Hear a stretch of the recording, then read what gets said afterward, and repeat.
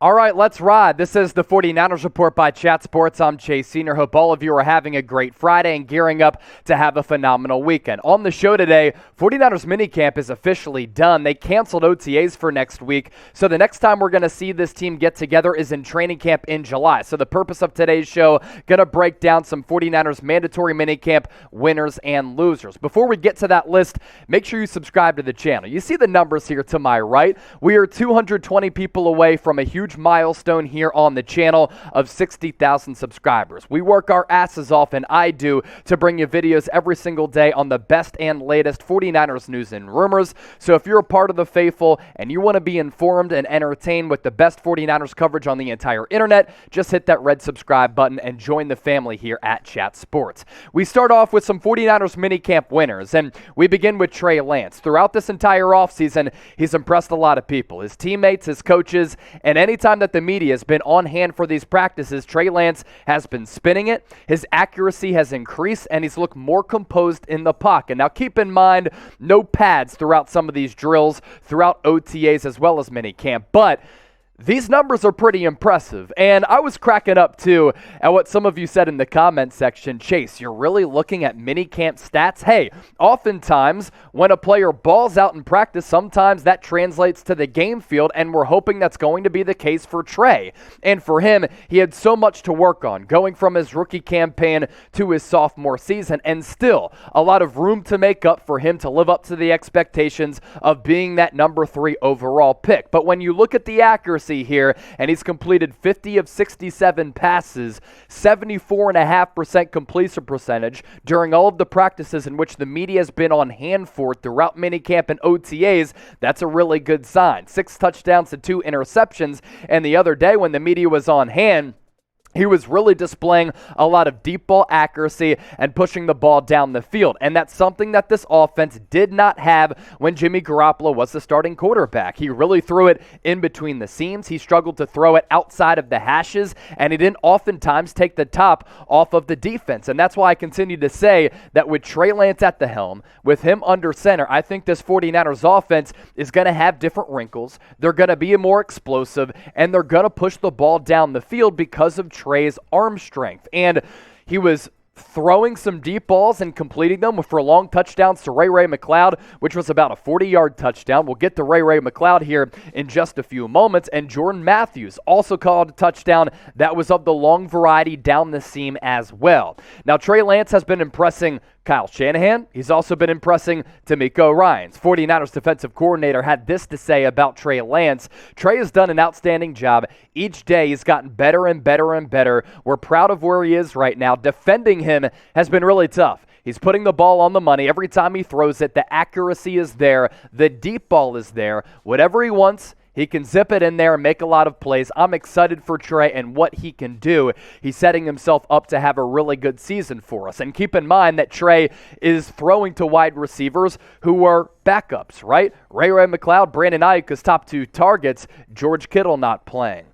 Deebo Samuel not partaking in practices, nor is a player like Trent Williams. So he's doing this with a lot of backups. And if he continues on this trajectory in training camp, my goodness, this 49ers offense could be very, very exciting in 2022.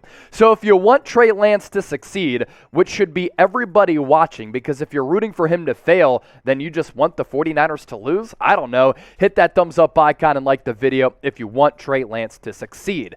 To the aforementioned Ray-Ray McCloud, this offseason, he was primarily signed to be a punt returner and a kick returner. And last year in 2021, he was one of the best punt return men and one of the best kick returners in the National Football League. But throughout OTAs as well as minicamp, he's looked to be more than just a gadget guy and more than just a special teamer. He was brought in here to bolster one of the worst special teams units in the NFL from a year ago, but arguably it's been the 49ers' most explosive and the best wide receiver on this roster this offseason, displaying a skill set that's more than just being that quote-unquote gadget guy, and that's a good sign for this offense as well as we continue to progress throughout this offseason. Top punt returners in 2021, I do expect Ray-Ray McCloud to make his imprint on games on this roster as a punt and kick returner. He was the number one punt returner last year in terms of yards gained with 367 on a lot of attempts,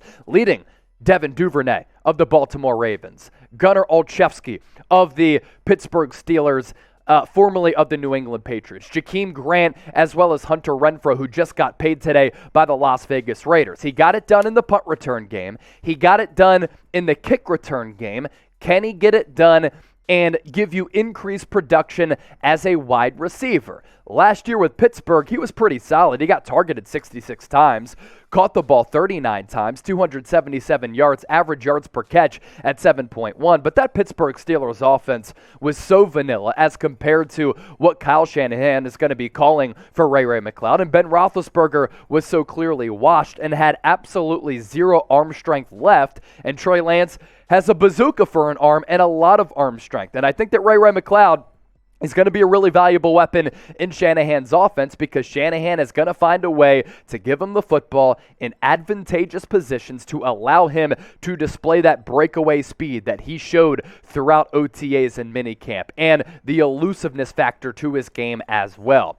We remain at the wide receiver position, and Juwan Jennings did not practice at minicamp the other day when the media was on hand. This is more so him being a winner of the entire offseason for San Francisco. People are raving about what JJ has been able to bring to the table in this offense. And here are reasons why you should be excited about Juwan Jennings. Another year in this offense. He has reliable hands. He was great on the money downs last year, coming through on third and fourth downs many times last year with Jimmy Garoppolo. He's a crisp route runner, really good size in the slot at about 6'3", and he can be that security blanket for Trey Lance, a veteran who knows this offense, who Trey Lance can trust to just be there if some of the other reads in his progressions are not there. He's there underneath. You throw him the ball with that size. You need to pick up a big third down conversion and move the chains. Juwan Jennings can certainly do that for you. And Kyle Shanahan has been really impressed with the progress that he's seen from the former late-round pick out of Tennessee. I'm extremely confident in Juwan. I think if anyone watched our games at the end of the year last year, not many people covered him. He got open. He had aggressive hands. He got up the field. He blocked really well. Underrated component to his game, by the way. Juwan was a guy we had a lot of hope for coming into a lot of this stuff. He had some setbacks with injuries, but once he got healthy and he got his opportunity when Mohamed Sanu went down last year, he took off. And that's why the production was a little bit lower last year for Juwan Jennings, because Mohamed Sanu was getting a lot of those reps out of the slot a year ago for the San Francisco 49ers offense. So Juwan Jennings, I think he's on the verge of having a breakout year in this offense. What do you think, though? I want to hear from you in the comment section right now. I want to get as many responses in the comment section as possible from the faithful. Give me a Y for yes or an N for no. To our last minicamp winner, it's Drake Jackson. And last week, we called him a minicamp loser or an OTA loser. Now he's a minicamp winner because he's been making strides as a rookie. And look, sometimes you call these guys losers throughout the offseason, especially rookies, and then they come back the next week as they're more acclimated, as they're getting more used to this defensive scheme, and they just look a little bit more comfortable as the game slows down. It appears as such that happened for Drake Jackson, the second-round pick for San Francisco. Generated pressure off the edge oftentimes. He beat Justin School on a play that led to a Trey Lance interception because of that pressure. And the Niners are going to be relying on Drake Jackson to play a lot as a rookie. This guy has freak athleticism. He's big, coming off the edge. He has a lot of explosiveness and size and speed, and I think he could be a really good player down the road, especially in this scheme with the defensive line coach Chris Kocurek being the best in the NFL. You know who's also raving about Drake Jackson and who looked at Drake throughout some of these practices and he said, yo, this guy is pretty special? Nick Bosa, arguably the best edge rusher in the sport, 15.5 sacks last year for the Bear, and he said this about Drake Jackson, who's probably going to be lining opposite sides of him. He does things out there that I definitely couldn't do as a rookie. Just the way he moves, he's definitely got some impressive stuff about him, but it's only been 2 days where I've seen him. But for Bosa to say that Drake Jackson can do things that the freak Nick Bosa cannot do, is awfully impressive. San Francisco pretty much drafted Drake Jackson in the second round to replace Dee Ford, to give Nick Bosa a premier edge rusher on the other side of the line of scrimmage, and that's what they're hoping that Drake Jackson is going to be able to bring to this defense, and in minicamp, he certainly looked to be a player who has that potential down the road. Prediction time now in the comment section down below. I want you to get creative here. How many sacks will Drake Jackson have as a rookie? I'm going 5.5 as the over-under. You going over, you going under? Give me a numerical value in the comment section right now. After our live shows every single Tuesday, we've been killing the game, entering the podcasting fray on Call-In. Think about it like Twitter Spaces, but it's even better. So many of you have been able to join our shows and call in, which is an awesome feature that Call-In has to boost. But right now, we have some work to do with our Week 1 opponent on the schedule, by the way, in the Chicago Bears. Bears now on Call-In. 245 subscribers. 49ers Report closing in on 100. Let's overtake Chicago Bears now over time and then beat them on the field at Soldier Field in Week 1. Head to chatsports.com/49ers Call-In. Download the app on your iPhone or your Android. Subscribe to us on the 49ers Report. And then when you do that, you'll be able to call into the show and join us on our weekly podcast every single Tuesday after our live show on YouTube and Rumble.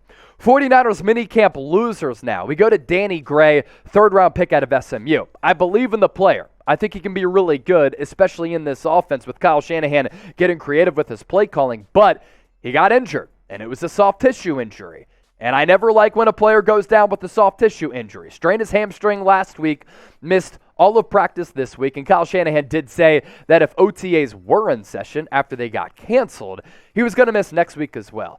And a reason why Danny Gray is a loser. Shanahan's playbook is very complex, especially for a rookie. And Gray is competing for wide receiver 3 snaps. And with him off the field, Juwan Jennings was on the field. He's been balling, and he's solidifying his spot as wide receiver 3. Now in training camp, when the pads are on and the pads are popping, hopefully Danny Gray is healthy once more, but right now he's missing valuable reps on the practice field for San Francisco, which you need to get as a rookie to also build that rapport with Trey Lance. Deommodore Lenoir, another minicamp loser. He's been struggling throughout the offseason, especially in coverage, getting blown by guys who probably aren't going to make this 53-man roster. And for Lenoir, he's trending downwards a little bit, right? After impressing in the preseason last year, he got meaningful snaps in Week 1 and Week 2 last year against the Lions and the Philadelphia Eagles.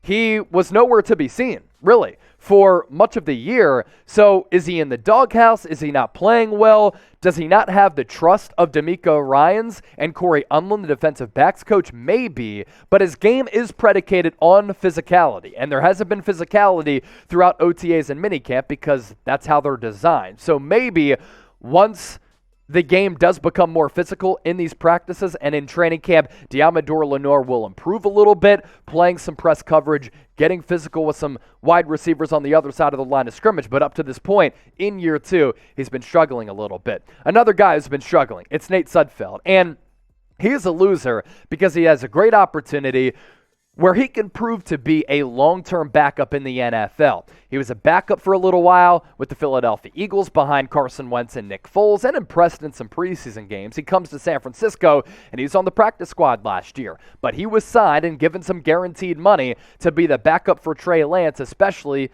the hope is that Jimmy Garoppolo gets traded, and Nate Sudfeld would have to be quarterback too. Missed a touchdown throw to Ray-Ray McCloud the other day. He also threw a bad interception in which he rolled to his right and threw to a linebacker when the linebacker was just awaiting for Nate Sudfeld to make a mistake. And the backup quarterback spot is a problem for San Francisco right now. If Trey Lance were to go down, do you have any confidence at all that Sudfeld's going to be able to step up and win a game, a couple of games if Lance's injury is somewhat serious? I don't. And now we're like, okay, is Garoppolo going to be back on this team because Kyle Shanahan and the offensive staff doesn't have any confidence in any other quarterback on this roster, Brock Purdy, Nate Sudfeld, to back up Trey this upcoming year? Yeah, problems moving forward at QB2 for San Francisco if Nate Sudfeld does not improve.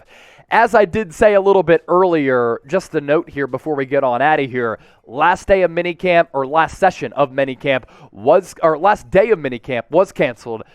The final week of OTAs was canceled as well. And I think that's a really good sign.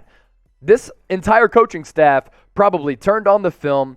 They saw these practices up close and personal, and they're like, you know what? I don't think we need more reps. I don't think we need more practice time. Let's not run the risk of players getting injured. We're content with how the team is playing right now and some of the adjustments that they've made and the improvements that we've seen. We don't need a final day of minicamp. We don't need another week of OTAs. We'll see y'all in training camp. Rest, recharge, continue to train, and come back, even improving on some of your flaws that we saw throughout practices. Okay, make sure you subscribe to the channel. I know all of you are getting set to have a jam-packed weekend, hopefully, no matter where you are, how you're watching. Thank you so much for making the 49ers Report a part of your day. And if you like the show and you haven't subscribed, just hit that red sub button down below. 220 people left to get to 60,000. Can we get there by the end of the weekend? I know the faithful always shows out.